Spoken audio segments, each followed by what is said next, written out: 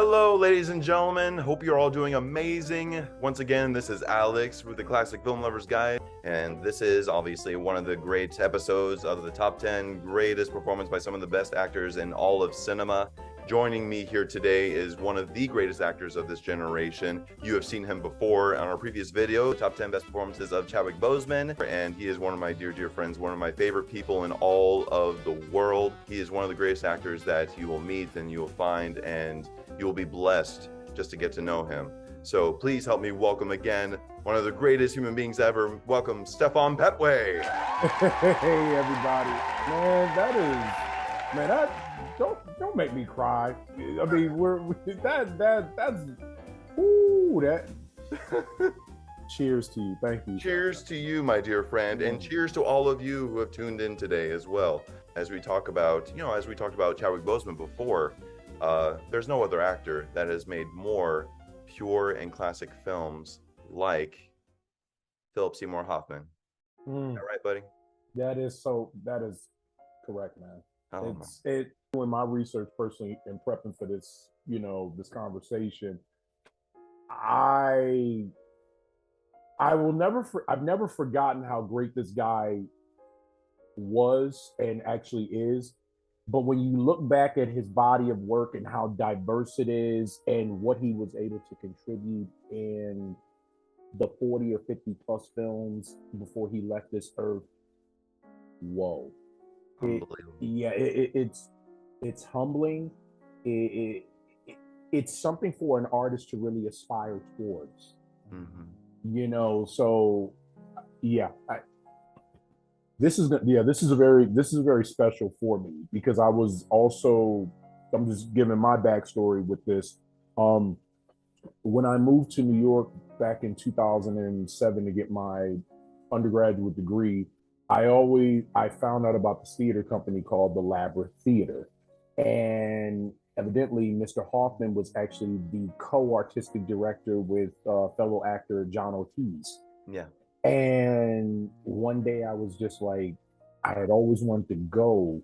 So I went to this Tennessee 99. It was a festival. It was like a 72-hour festival of all of Tennessee Williams' writings, his poems, his short stories, his plays, everything. And let me tell you, I saw everybody from Scarlett Johansson to Sam Rockwell to Bobby Cannavale to Mr. Stephen Adly Guirgis himself.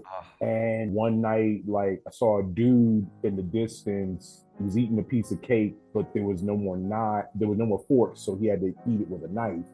And I was like, Philip Seymour Hoffman. Holy crap, that's Philip Seymour Hoffman. Nicest man I've ever met. He's very, very kind, very genuine. Even when I would go back to volunteer with Labyrinth and sit and watch their readings, he just, it's like, you knew you were going to see him. You just didn't know when. Right. And when he would come in, he was just sitting in the crowd, just watching, just listening, very observant, very astute, respectful. Nobody bothered him. And when he would go outside and have a smoke or have a smoking break with some of the other cast members or people in the ensemble, some people would come up to him and say, "What's up?" or "Love your work." And he just shook everybody's hand. He was very kind and genuine. So it's like the fact that I got a chance to meet this guy multiple times, and even I got a chance to see one of his last plays, Death of a Salesman on Broadway with Andrew Garfield, directed by the great Mike Nichols. Oh my God. John Glover, Finn, I believe it's Finn Whitlock, I believe. Yeah. I was in grad school at that moment, and they were like, "You have to go see this play," and it's Arthur Miller. I never seen Death of a Salesman. I tried reading it, but it was very tricky, because of how beautiful it is, but also just my mind, I think, couldn't process it. And then I see this production Mike Nichols did, and it's just like, my world was blown. I got to see one of my favorite actors play probably one of the most iconic characters in theater history. Mm-hmm. And he just bought it. Yeah. So the same way he bought it on the stage and in his everyday life, man, he bought it to the cinema and left a body of work behind for us to really admire. Really admire. And Mm-hmm. yeah, and like you said, man, this is gonna be very, very personal for both of us, Yeah. 1000%, because yeah, for me, Philip Seymour Hoffman he Mm-hmm. is without a doubt one of those actors for me that I wanted to be. When I Yes. saw him work and I saw him move and I saw him speak, and when I heard his voice, it almost just made me think like, that just sounds like my voice. Yes. You know, that it sounds like that's how I feel. That's where I'm coming from. And it felt so real, so genuine. It just made me thankful that there was someone on screen that was bringing such reality to me. And I Yep. was just so thankful, so thankful for it. In such a natural, realistic way. Mm-hmm. Like, again, we'll talk about many of the characters in the films, but what I will always say about him, like piggybacking off what you said, I saw myself in that guy. I never saw a man who was polished and pristine and trying to pretend that he was okay. I saw a Chekhovian actor.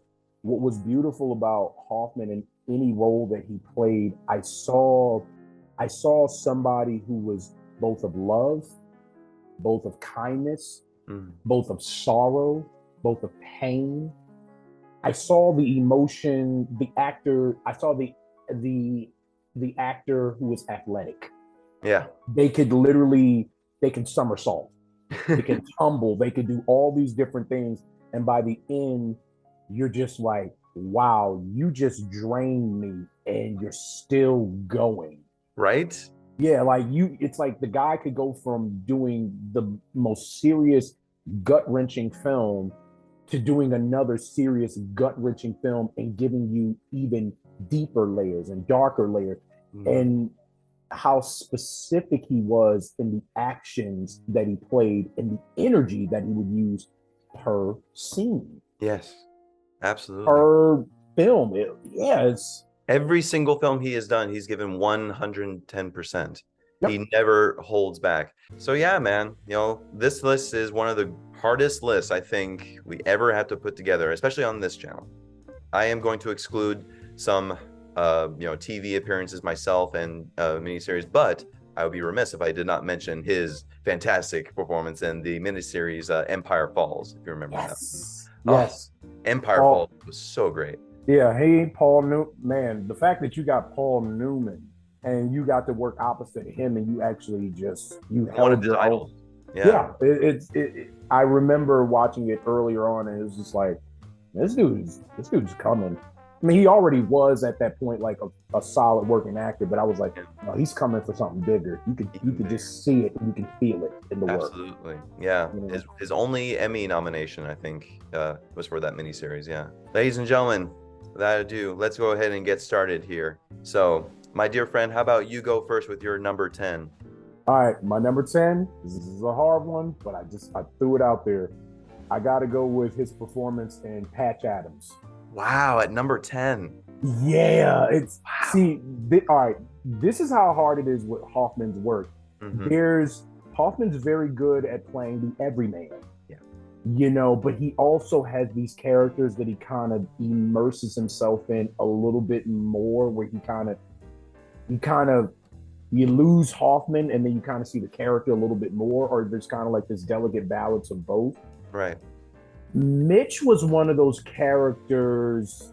I saw Hoffman, but I also saw somebody else, because this character he's a perfectionist. And we all know, I mean, Al, you can't steal a scene from Robin Williams. It's not possible. Like, that guy is so for somebody to go opposite Robin Williams and to actually level the playing field and to kind of showcase his abilities like that and to kind of make Robin a little speechless in the scene and really like tune in. Wow. Incredible. Yeah, because think about it. Mitch's character, when you first meet him, you already get that feeling. It's like, you pompous piece of what. You're just exactly. I did this and I did this and I'm going to. And what do? And how old are you? Aren't you a little too old for medical school? For medical school. And it's like you pompous, arrogant, and then later you watch in the epic scene that he has. It's like, Mitch, if you don't like me, then just say it. I don't like you. He's like, why don't you like me? Like, you're a prick. You're a prick, and I like you. But his response is, because you make my effort a joke. This isn't a game to me. This isn't playtime. I have within me to be a great doctor. Like you felt his frustration, because when I think about the character Mitch and Patchadams, I can tell that Mitch's character came from a very successful family who wanted the best for him. Yeah. And I think he knew that he wanted to make his parents proud, so he became a doctor, but he probably didn't want to be a doctor originally. And then he got so seeped in it that that's all he did. He isolated himself. He dedicated himself to just being the best doctor humanly possible. Not a ball player, not this, not this. Mm-hmm. I just feel like Mitch, you see it in the film, he's the most isolated character out of everybody. Mm-hmm. And then this guy comes along and can do everything that Mitch can do and even make it better and effortless. And that's not fair. Yeah, exactly.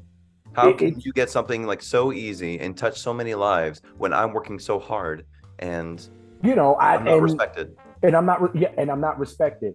And the funny thing is, what makes the turn of Mitch, which is a beautiful arc for this character, is he goes from being this rather isolated, pompous, somewhat arrogant character, which of course he's masking for something else. Mm-hmm. You switch it close to the end of the film, and it's, you can't leave, Hunter. Look, I can out-diagnose every doctor in this hospital. I can do almost anything with my eyes closed, but I can't make another human being eat to save their life. Right. That is the hardest thing for anybody to admit. It's the simplest thing that this man cannot get another person to do. Right. And it breaks him. It forces him to rely and go to the man who ultimately he despises, but at the same time, it's like, you have a gift. You're good with people. People like you. And I want to be a great doctor, so I have to learn from people like you. I told you, this is going to be intense. How about you, sir? For me, number 10, and this was hard for me too. Oh my goodness, because I love this film with every fiber of my being. So number 10 for me is his performance as Lester Bangs in Almost Famous. Oh, you bastard. And it was hard, so hard, because I grew up watching this film constantly. To me, it's not only one of the greatest rock and roll movies ever made, one of the greatest movies ever made, period. It is Cameron Crowe's masterpiece, without a doubt, based on his own experiences being a rock journalist. So all the events that occur throughout the film were actual, based on true events that actually happened to Cameron Crowe. If you guys don't know the story, a great young kid, William Miller, 15-year-old up-and-coming ambitious rock journalist, and he gets this opportunity from Rolling Stone. This was set in the early 70s, 73. He gets this opportunity to travel with this upcoming great band, Stillwater, and which was actually based on both the Allman Brothers Band and Black Sabbath for Cameron. Oh, I didn't know that. Yeah, based on his own experiences traveling with this band, and he gets to travel with them and chronicle everything that's going on, and basically just talk about their process and who they are as a band and their vision and what they want and how they work. And of course, he experiences some calamity along the way. It is just so much fun. And Philip Seymour Hoffman is like his mentor, so to speak, based on an actual human being, an actual rock journalist who was like BFFs with all these band musicians as well. And it's funny, when you compare the photos between Philip Seymour Hoffman as Lester Bangs and the actual Lester Bangs, oh my God, it's like... It's uncanny almost. It's uncanny. Yeah. It's incredible. But you have to admit, it's just one of his most fun performances in every scene. I remember his first scene where he comes up and he's at the radio station. He's just examining all the records on the wall. And he's like, The Doors? Jim Morrison? The guy's a drunken buffoon. and she's like, I like the Doors. Oh, come on. Give me the Guess Who. They got the courage to be drunken buffoons. And I was just like, man, this guy is talking about music like it's poetry. It's beautiful. he really was. And I think the not a really fun fact, but it's an interesting fact. When he was shooting that film, he was very sick. Got the flu. Yeah. And again, as actors, we're so much like chameleons, so you would never know. He was really channeling that energy, because I was just like, you're enthralled. You're really engaged with Lester. You're captivated. Yeah, he only had 4 shooting days because of his bad sickness. But every scene he has, it's beautiful. You know, speaking of which, his very last scene when he has that conversation with William Miller in the end, and that's the day before he has to submit his article to Rolling Stone, and he is fighting it because he is looking at all the pictures he took with all of them, and how much he genuinely loves these musicians, and how much he loves Penny, the band. And then you hear his voice. Oh man, you made friends with them. And that was his rule starting off in the beginning when they first met in the diner. Just like, you're not their friend. Ultimately, you're there to observe them. You're there to write about them, and you're really there to write about them in a way that they don't want to kill you. Exactly. You know, you're like really fluffing them up, and you kind of get it from Russell's character, Billy Crudup, I believe. I don't know I never know how to pronounce his last name. Yeah. He ultimately is saying, it's like throughout the movie, it's like, I want things to be real. I want realness, and I'm tired of this. And of course, he's on drugs a lot too. Yeah. But you must be honest and unmerciful. And when he said, you want to be a true friend, be honest and unmerciful. And I think that goes with Phil's character. Yeah. I think it went with who he was as an individual, working in the theater and working with the communities and Labyrinth and other artists. I think as a father and as a son and all these different things, like he just really, like, that resonated with me a lot. I actually just rewatched Almost Famous before we did this. Oh, beautiful. That's what's so funny to me. Cause that's why I said bastard. Cause that was But how about you, brother? What's your number 9? Well, my number 9 is pretty much Almost Famous. Hey! Another reason why I said you bastard. Look at that! Would you look at that? Yeah, I was like really floating. I was actually floating between the two for a second. I was like, wait, maybe Patch Adams should be my number 9, because I will go back to Patch Adams a little bit more than I'll go back to Almost Famous. Oh, but I love Almost. Yeah, but Almost Famous as a film. Yes. I love the vibe. Also, he probably doesn't care, but Almost Famous is currently playing on Broadway, just opened, and actually an actor by the name of Brandon Contreras. We went to Pace University together in undergrad. He was a musical theater major. I was an actor. I think I produced one show that he might have worked on with my theater troupe when I was there, but that brother is super, super talented, earned and worked very hard, might I add, like just as hard as you would work, Mr. Olsen.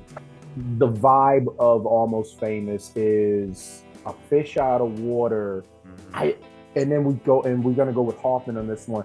I loved how in the diner he just sits with this young boy. He's talking and talking, but Hoffman is also the king of saying one thing but keeping his eye on the target.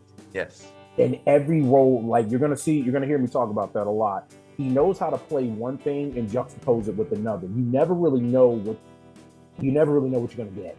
My number 9, I'll be honest, this was I'm gonna be saying this over and over again. Yep. So hard, but I think it absolutely deserved to be. Number 9, Punch Drunk Love. Oh my God.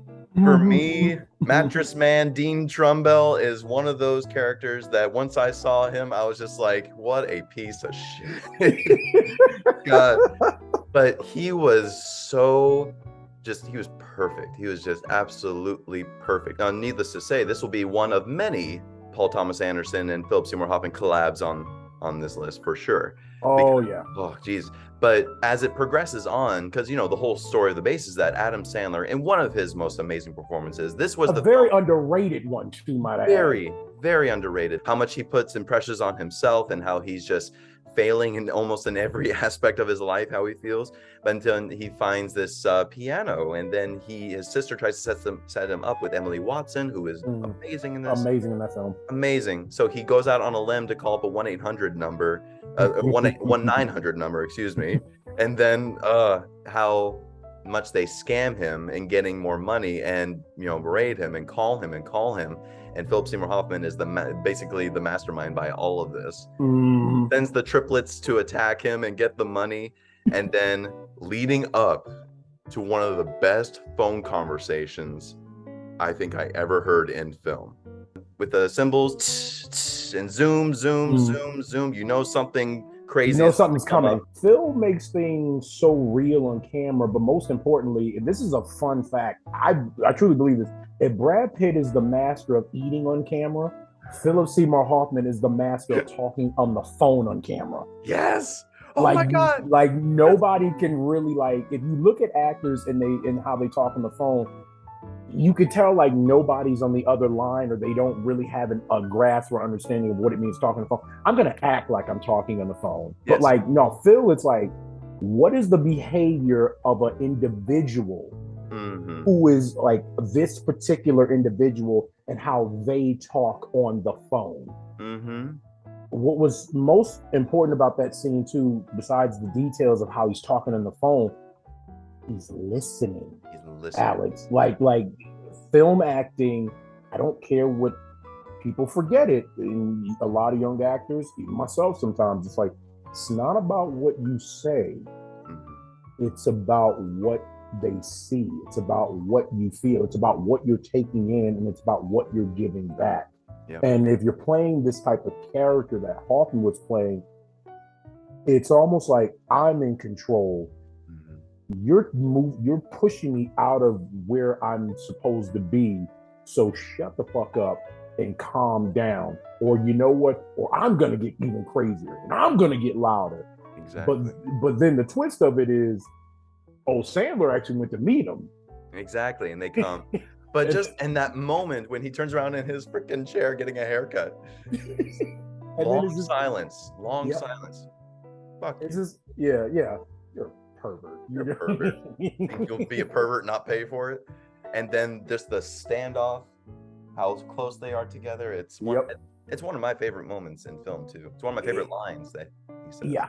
It's one of those moments too where also with Hoffman's character, he seems like he's a wild card in those moments, but then the moment he's face to face with the truth, what do you do? And I think in that moment when Sandler tells him, you know, I got love, you know, that's that moment where it's like, you really flew all this way just to tell me that? And then it's like, dude, you really are insane. I don't want to mess with you no more. And then, you know, and then he tries one more time. And it's just like, I got, you know, it's like, okay, backed away. And, now get the fuck out of here, pervert. Didn't I warn you? That's that. How about your number 8, buddy? Number 8. I'm going to go with Flawless, Rusty. Yeah. Wow. I think. Hold it right there, buddy, because you know what? What? That's not mine. That's my number 8 too. No way! Yeah. Dude, we gotta high five that one. High five that. Boom! Yes. Boom! That just happened. Yes. Yes. This is, and it was very hard, right? It was just very. It was very hard, you know. Well, you know what it is. I think Flawless is, first of all, it's one of those films, I think it's swept under the rug because of the time that we now live in. Like back then, that was a very progressive film that they were doing. Very much so. Even Phil himself was like, the opportunity to play opposite Robert De Niro and to, you know, represent this community, but then he also felt that immense pressure to represent that community and trying to wear a corset. I remember he talked about how when he was doing a fitting or something like that, he knew he had to eventually get into that corset or that, Mm-hmm. and he said he just remembered like it was so important that he could get that right, and then he was struggling so bad even in the process that he just like ripped the corset or he's like threw it down and he like sobbed Yeah. because he knew how like significant and how important this role was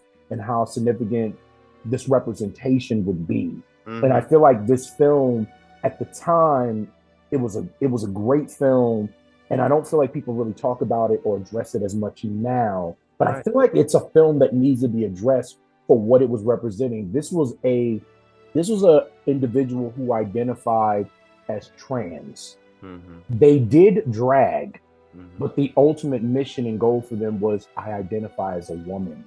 Right. Right. And in a time where people didn't really understand or even respect that, which was also a great debate in the film as well. Mm-hmm. If you remember the scene between Yep. the gay Republicans Mm-hmm. and the Right. drag queens, Right. it that was a powerful scene. These were people. Mm-hmm. This was a time when these people needed to be represented and they need a voice. And the fact that Phil, really gave himself to this character, he gave himself to this community. He Mm-hmm. he really investigated and he learned. And dog, you played opposite De Niro and you shined brighter than the biggest diamond I've ever seen, man. 1000%. Yeah. Yeah. The fact that this is a personal screenplay done by its director, Joel Schumacher, is something very powerful and very significant. And for it to be like marketed as like a big commercial film, Mm-hmm. that's very, very risky. Yeah, and what made it, of course, or a selling point as a commercial film, it's Robert De Niro. Mm-hmm. But at the end of the day, this is an art house piece of film. Very much so. With Flawless, Phil kind of took the reins of kind of leading the charge of the scenes, Mm. while Bob, unfortunately, he suffered a stroke in that film. So Yeah. it's like his characters, I Trying learned how how to to speak again, speak. and Yeah. yeah, and with paralysis, which is another physical difficulty. Yes. So the fact that you had this mesmerizing actor who was able to paint the picture for Robert De Niro and kind of teach him a lesson of don't be a bigot when you Right. don't understand. Mm-hmm. You see something. It's the definition. I like to quote Nas sometimes. People fear what they don't understand and they hate what they can't conquer. I guess that's just the theory of man. Mm. And De Niro's character in Flawless was definitely a hurt man whose partner did leave him. He encounters the bigotry that he presented towards somebody, and now he needs their help in Mm-hmm. order to be a better functioning human being. All right. And in return, Hoffman's character is kind of dealing with the same thing. It's like I pushed everybody away because they don't understand me and what I am and what I represent, but I'm also embracing this bigoted man, and he's actually teaching me to kind of like bring down my walls and Mm-hmm. actually open myself up Right. to being loved, to being seen. And the fact that by the end of the film, De Niro's character was able to, that's my sister. Mm. Exactly. And one of my favorite lines he ever says, it's beautiful, when they have that huge confrontation. Mm-hmm. I am more man than you'll ever be, and I am more woman than you'll ever have. And I'm like, that's right. Snap, Right. snap, snap. So beautiful. So now, what is your number 7? Ooh, this is gonna be an interesting one. I went with the talented Mr. Ripley, Freddie. Oh my goodness. Oh, that is great. That is Yeah. great. He was shooting Flawless at the same time when he was shooting the talented Mr. Ripley. He was flying between, I believe, Italy, and he was flying back to New York to work on both projects. Oh, how fun. So he was talk about an actor in rep. Exactly. A film Best feeling. repertory actor. It's the best feeling, man, because Oh, it's God. like, and Freddie. Freddie. Mm-mm. If anybody has not seen The Talented Mr. Ripley, as an overall film, of misses it a little bit. It's a little.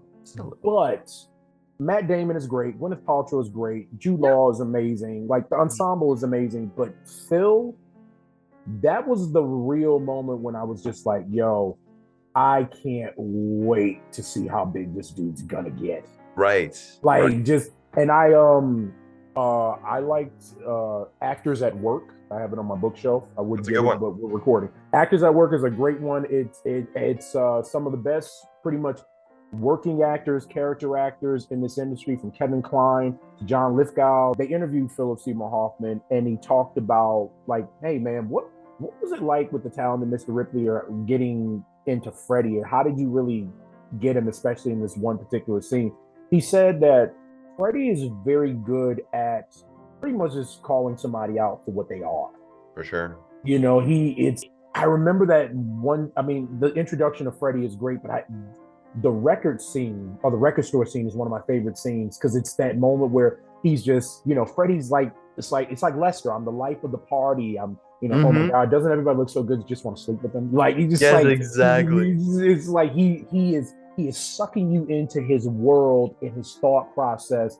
But there was a moment in that record store scene where he was in there listening to the music, and the camera pans. The camera is like dealing with Jude Law's character and Matt Damon's character, and then the camera cuts to Phil, and it's like he's listening to the music, but he's like laser focused. It's like piercing you with your eyes. Yeah. Yeah, it's like, I don't trust this dude. And throughout the film, you kind of see it until. And it's that scene when he's at his house and he's in his apartment and he's on that piano. Ding, ding, ding. It's one of those movies I was like, what? It is a part of me that's like, man, was he doing that to annoy him? Was he doing that to get on his nerve? Also, it's like, or was he just like, this piano is a little out of tune too? Like, it's hard. Like, you don't know. Yeah, you don't. I felt like it was a bit of everything though. Yes, it is. There's so many little nuances in all those movements. You can imagine each take. That's the thing about Anthony Minghella, who directed it. All of his films, he knows how to bring these monumental performances out of every film that he's done, between Cold Mountain, between The English Patient. I didn't know he directed The English Patient. My God. That's the movie he won the Oscar for directing. Yeah. And then beautiful. Every ensemble within those films, he brings out these qualities and confidence that just pop out of the screen. And with Phil in that is just unreal. Is there something you want to say? I think I'm saying it. You know, just the way he's piercing in you. Yeah, he's piercing in you. He's dissecting you. He's just trying to find. He just wants to see you slip. He knows he can. And the thing about Tom has a good poker face, but it's like, you do know that people can read through a poker face. Very much. It's always a little gesture of, it's like, lie. Yep. Like that. And so Freddie, just like him just playing the music, because that kind of can distract you, and you know, him having a rhetorical gesture or behavior that kind of distracts you, and this, you know, then him kind of like touching Tom's things. Yeah. You know, like, you know, just, it sends Tom into that, I gotta cover. But Freddie's, it's like, I'm on your ass. Yes. And I think Phil was saying in the book, he was saying, like, you're lying. Like, I think his unexpressed, every time he would kind of come after Tom in that scene, it's just, you're full of it. I'm gonna expose you. You're lying. Yep. He gets under your skin in such a visceral way that you love him. Exactly. I didn't hate Freddie. That's the weird thing. It's like, none of Hoffman's characters I ever feel like I hate. We'll kind of get, maybe as we get further up in the list, we'll talk about one. Sure, for sure. Absolutely. But yeah, Freddie is just like, he brings you in. What about you, bud?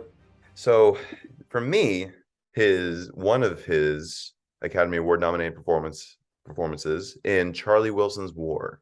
Ooh. Yes. Came out 2007. I remember seeing that in theaters and so pumped. This was when he was already getting award recognition for it. And I was like, of course he is. Based on an actual book that was based on actual events.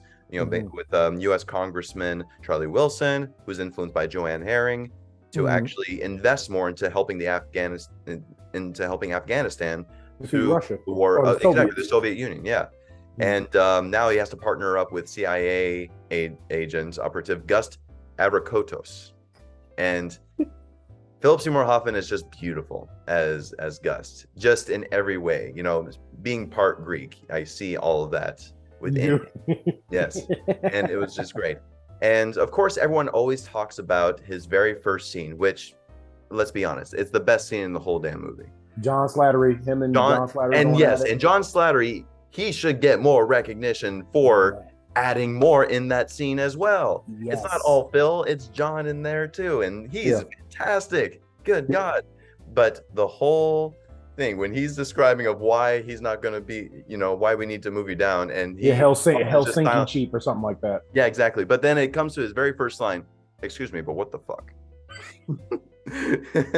It's the best opening line. Your first line is, excuse me, but what the fuck? It's great. What the fuck are you talking about? What are you talking about? Promises were made, not by me. He's not here anymore. That whole interchange. And once again, great back and forth, snappy writing from good old Aaron Sorkin is wonderful. Yep. It's theater. It's theater. Like Charlie Wilson's War, when you watch that film, also Sorkin comes from the realm of writing musical theater, so he definitely understands plays and how it works. Also, a few good men. He's the writer on that. Yep. Slattery is also from the theater, and most importantly, our famous director, may he rest in peace, Mike Nichols. Theater. He understood dialogue. He understood characters. He understood the back and forth, and I think that's what in a lot of films. I'm sorry to say it, films can be very slow. They can. They're visual mediums as well. So it's like you want a good pacing film, but Charlie Wilson's War and that particular scene in general, boom, boom, boom, boom, boom. It's a ping pong. Exactly. And it has a great button. Phil has a way of skating the structure of a script and the dynamics of it. He could range it 1 second, and then he can come down. Coming right back down. And then he can get down, then he get back up, then he get back up, then up, and up, and up, down, and then and down, down, down, and down. And so it's his ability to navigate that scene. It's like Gus could just be raging that whole scene, and he has every right to. It's like, promises were made. This person was in a position. I was stuck in another country. I had these people taken in. I learned finish, which should come right in a place like Virginia. Exactly. And I'm never sick at sea. So I have all the qualities that I should be at the Helsinki job. And then it's like, well, you don't work well with people. It's like, no. Excuse me. And it's like, did you really just use course? Really? It's like, well, I like to talk about the several ways to explain that you're a douchebag. Get the fuck out of my office. It's like, oh yeah, sure. Can I just get this one? Bam, bam, just bam, bam, breaks the window. Yeah, and then the fact that he's raging even more. And I learned this from watching cats like you and being in drama school, finishing the beat. Yes. Like winning the argument. So it's just like my loyalty for 25 years. People have been trying to kill me. Yep. People who are very good at it. Now, why do you think I survived it? It's because my dad was a great soda pop maker, or it's because I'm an American spy? Finish that line, sir. Go fuck yourself, you fucking child. And then to button the scene, how was that? Thank you. Yes! It's so great. It's so good. It's the transformation. Like you said, it's like you see the big gut, the mustache, the white, flare in the big hair. Yep. The big oversized glasses. Yep. Character. But the real guy does look like that, actually. Yeah. Yeah. So and then the fact that I see all these beautiful women running around your office, Charlie, I don't understand it. I get it, but I don't understand it. I don't know what this has to do with politics. and then just like being in the scene with Tom Hanks, and Tom Hanks is just, I need your help to do this, and then Gus is just like, let's see what we can do. And then the girls need to talk to him. Like, yeah, I know. Yeah, I know. He steps right out. Comedy, comedy, comedy, comedy, comedy. People talk about how great of a dramatic actor, but I don't think enough people talk about how freaking great he is at comedy. Oh, He yeah. is like on the beat. He's great. That great last scene when he tells the story of the Zen Master, right? We'll see. You know, it's that great. The way he tells it is just the same, so matter of fact, but also he paints it in such a way that his voice is just so reflectory in our minds and our souls. It just hits so much harder. That monologue reminds me of his monologue in The Ides of March. Yes. When he was opposite Ryan Gosling and teaching him the story of loyalty. I'm gonna tell you a story. Yeah. But the purpose of this story is to teach you about this valuable lesson. Yeah, Phil was just a damn great actor, but not just that, dude. He also was a director. Very much so. I love the fact that he was basically right there hand in hand with Stephen Adly Guirgis developing all of these plays. Yes, Stephen was very good at like creating these scenarios, and then he could write this and he could write this.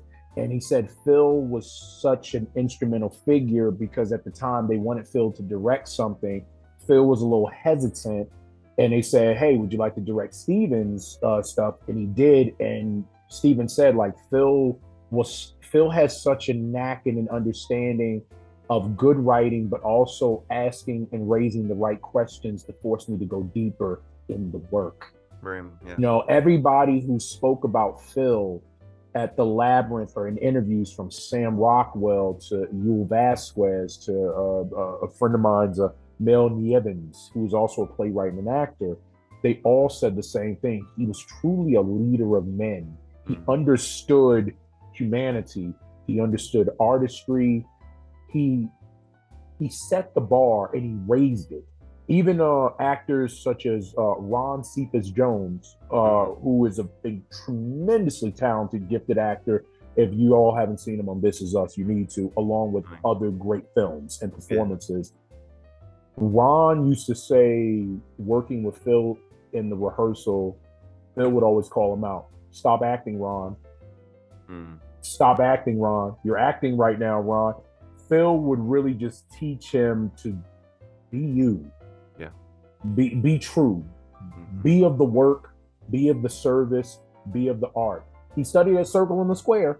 Yep. He went to NYU, Tisch School of Performing Arts. Yep. He's from upstate New York, and he was inspired by Sir Dustin Hoffman in that production of Death of a Salesman, which was also his final production on Broadway with Andrew Garfield and the late great Mike Nichols. Isn't it amazing? That all comes full circle. Yeah. It's breathtaking. Yes. So what's your number 6? Ooh, it's hard for me because I keep flipping them in my head now. I'm gonna go with Magnolia in this one. That's the same one for me. Yes. Look at that. And yes. It's so true, isn't it, man? It's so hard. It's so hard. Goodness great. High five again. High five. Boom. Damn. It's like, you know what? Magnolia is one of those amazing films. It probably should be higher. It probably should. But it's just, and this was actually one of Phil Hoffman's personal favorites of his, if not his favorite, just because the story was so personal and based on a personal event that happened within Paul Thomas Anderson's life. I did not know this. Yes. All within I'm about to say the biggest thing I knew about Magnolia is that, Paul Thomas Anderson did Boogie Nights. He did very well at Boogie Nights, but he also had to compromise a lot on Boogie Nights. Of course, for the studio's purposes. And then when he made Magnolia, he wanted to challenge himself to step up to do something bigger than Boogie Nights. And he made this ensemble piece that almost like probably one of the best pieces of music ever written and composed. Ever. And Phil even said, like, I knew my role in this. I knew exactly what I was supposed to do. I look at his character as Phil Parma has been described as the guardian angel of this piece, because he's taking care of Jason Robards. And how amazing is that? It's like, if you're ever given the opportunity to do scenes, like majority of your scenes with Jason Robards, a freaking Eugene O'Neill masterclass actor of the ages. It's like, I'm there in a second. I don't even need to read a script. I'm there. Exactly. Like, I'm there. Yep. And who knows if this opportunity will ever come again, of which he did pass away just shortly after that. And he had been battling with cancer for a number of years, and at that point, that was his last film. And he's phenomenal in it. Break down for the audience who don't know this. So Jason Robards' monologue is where he's talking about the girl of which he had, and the wife of which he did have, and how much of a young man he was, and how just almost abusive that he was, that he didn't care. Not that he was physically abusive, but just emotionally, and how he was not there caring for her. And the way Paul Thomas Anderson sets it up is just so incredible, where it's all basically one shot of him doing that monologue. Now, of course, it's one shot. You have the greatest man to ever play Hickey in Iceman Cometh. It's like, come on, man. Of course he can. Of course he can handle that damn monologue. Seriously, and that is the monster monologue of all monster monologues, isn't it? Oh, goodness. Yes. Spins around ever so slowly while he's on the bed, while Phil is just listening, and how much of fun he was having, promiscuous sex he was having, but then reflecting back of how he was not there to prepare her as they had children, and how he was so regretful and sorrowful that he was not able to live his best life of not having time with the kids. And what life did we have? What life is left for me? How can I even repay that life? How can I get that life back with them? And leading up to that moment, that as Phil Hoffman is listening, he knows that's what he has to do. As a guardian angel for that moment, being a nurse taking care of him throughout this time, he knows, like, now that because he's a nurse, he's a professional nurse, he's been in this type of situation. Yeah. So he knows, like, this must be the last day. This must be his last day. Because he's reflecting of the past. But this was very personal just because Paul Thomas Anderson went through a personal experience with his own father. Oh, did his father pass away? He did, yeah. He went to William H. Macy's cabin or something like that, and he just wrote.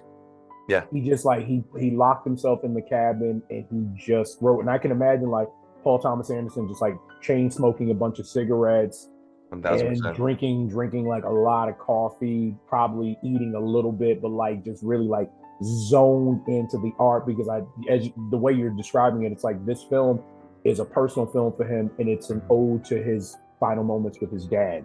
Very much so. So it's almost like this is a personal film that I almost want to give to my dad and give him thanks. So I can imagine how focused he was and how laser sharp he was. And it almost makes me kind of cry a little bit too, because one of the moments that always gets me in Magnolia, and there's a lot of them. So many. It's the moment when Julianne Moore looks at Phil and says, "I'm sorry I slapped you." And then she just looks at him and says, "I really fucked up." And you see Phil just receiving that, and he's trying to hold it together, but he's struggling. It's hard, man, because you don't really even see characters like that on camera just admitting it out loud. Like, I've done wrong, I've hurt people, I've said this, I've done this, and I really fucked up. So, yeah, it's such a personal film, and then but it did have humor. Oh yeah, we have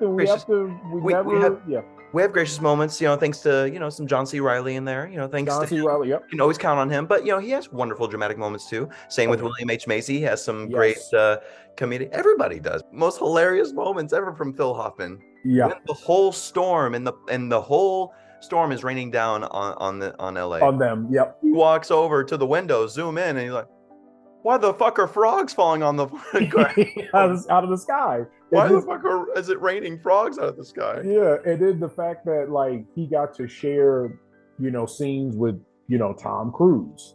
Yes. And Tom Cruise, he sought this project. again, it was like Hoffman. It's like I'm one thing, but I'm hiding behind so many other things. And then when they finally get their moment together, it's like, hey Phil, if one of those dogs, what is it like? I'm gonna kick one of those fucking dogs or something like that. Yeah, we get one of those fucking dogs. They don't. They don't shut up. I was like, Tom Cruise, look at you bringing some comedy. Okay, I see you. Oh, God, he's great. One again, another masterful scene of talking on the phone. I was about Mr. Hoffman. Yep. Oh my God, it's wild. I know. I understand, and I don't know who I can talk to. If there's anyone that you can help, but he is a very sick man. He is very, very sick, and I want to be able to help him. It's just how he conducts that and how he breaks that down is just so. Now this is but you know those scenes in those movies where the guy at the end like wants to help the guy out, and it's completely impossible. You know, it's hard to do, difficult to do, but it happens. Well, this is that scene. Right. This is that scene where you help me. And this is the part of the scene where you say, I'll get it done. Yes. He creates more chaos within the detail of the scene to really show the character's behavior. Yes. Like which for any actor out here, which is the most important thing, always raise the stakes. Mm-hmm. How important is this thing for you to achieve? What will happen to your character if the goal is not reached, if the objective is not reached? What happens? And in a movie, that's all you got. All you got. In theater, we have moments we can do it. We have another day that we can do it if we miss our objective. Mm-hmm. But in a movie, you got one shot. It's on film. If you want to get to the work, you got to go deep. I go deeper. Hoffman was deep. So he dove deep, and he unpacks. He unpacks. Like I said, like a Chekhovian character. Yes. When I see a body of work when I see a film like that and the body of work that Paul Thomas Anderson and Phil have created with a number of their friends and ensemble players, man, talk about contribution to cinema and changing the game forever. Forever. Forever. Forever.